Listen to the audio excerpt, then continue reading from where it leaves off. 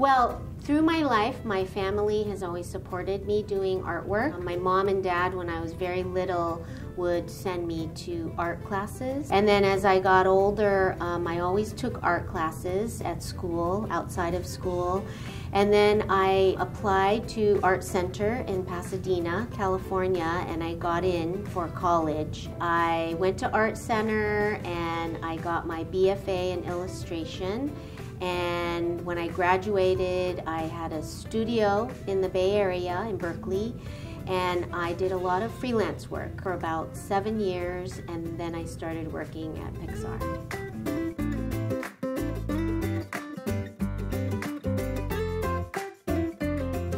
I think that it's very important. For me, I have a very formal art training from Art Center. I think that, you know, maybe school is not for everyone, but for me it was very important to get that basic training in art. So drawing, painting, composition, color, and art history also is very important. I think if you have a knowledge of art that has gone before, it really helps your decision-making process when you become an artist yourself. Good question. Shading art director is a position that only exists in CG because I am helping the production designer and director decide a look of film or come up with a look for a movie, and I'm helping them. I design the colors and textures of everything in the movie because in CG we have to make everything from scratch. It's different than live action. So I'm looking at everything, so I have to have a very global outlook on the movie, but also very detailed. So it's kind of moving from large to fine all the time. On Icredibles 2, the challenging part was to stay consistent with the first one. Because even though, you know, in real life, Icredibles 2 is 14 years later than the first one, but in the movie, it's just picking up where the first one left off. So we had to be very conscious about and remember what we did in the first film and bring it into The Icredibles 2.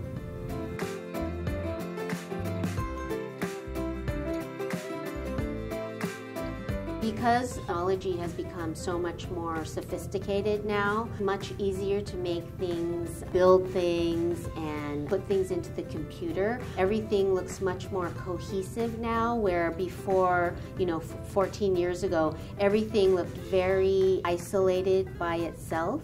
The characters, the hair, we have a new hair tool, so that hair moves so much better, looks so much more natural.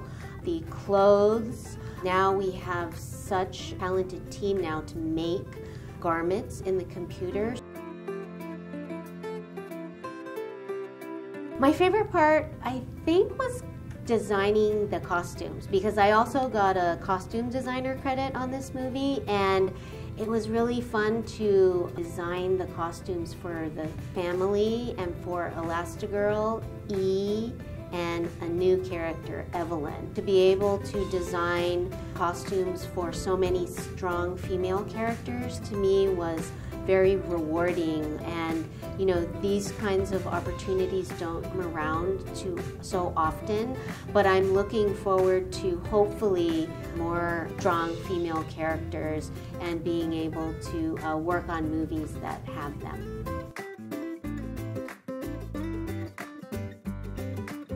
I think it's pushed me into places that I would never imagine when I graduated from Art Center. You know, when I went to school, there were no computers.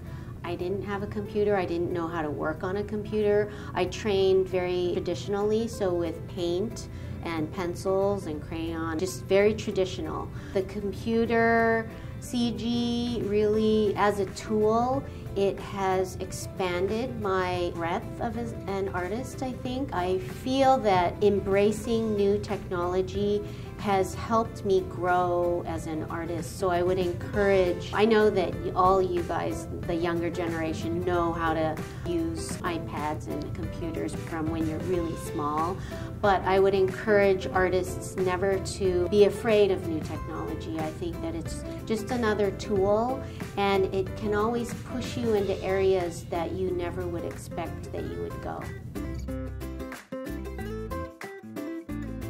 I would say be very persistent. When I applied to Pixar, there were only about 100 people working there, and I kept calling back every week for about 3 months. They didn't call me back always, but I think that they remembered me after I kept calling back so much. So I would say be persistent. Realize that you have every reason to think that you could do it, because if I could do it, you could do it. Keep taking art classes, keep drawing, keep painting, and work hard.